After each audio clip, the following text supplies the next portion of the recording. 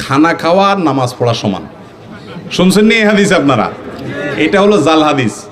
খানা খাওয়া আর নামাজ পড়া সমান, মানে নামাজেও সালাম দেয় না, খানায়ও সালাম দেওয়া, এটা ভুল কথা। খানা খাওয়া অবস্থাতে সালাম দিতে পারেন, যিনি খাচ্ছেন তিনিও জবাব দিতে পারেন, কোনো অসুবিধা নাই।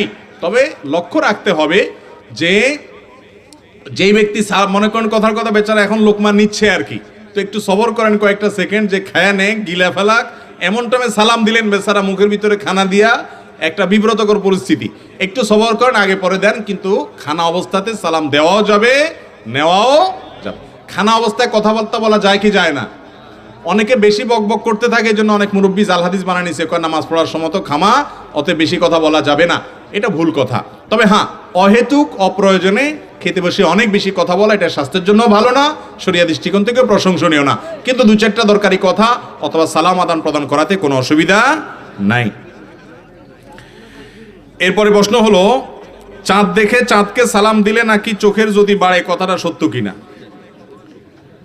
চোখের জ্যোতি বাড়ার জন্য চাঁদ দেখে চাঁদরে কি দেয়? সালাম দেয়। কত কুসংস্কার যে আমাদের দেশে আছে আল্লাহ তাআলা জানে। চাঁদ দেখার পর দোয়া পড়বেন, দোয়া পড়বেন আল্লাহুম্মা আহিল্লাহু আলাইনা বিল আমনি ওয়াল ঈমান ওয়াস সালামাতি ওয়াল ইসলাম, কোন কোন riwayat আছে বিল ইউমনি ওয়াল ঈমান। এটা হলো চাঁদ দেখার দোয়া, রব্বি ওয়া রব্বুকাল্লাহ, এভাবে দোয়া পড়বেন। কোন সালাম কালাম চাঁদকে দেওয়া, মানুষে সালাম দেন না, আপনি চাঁদরে সালাম দিয়ে বেড়াইতেছেন।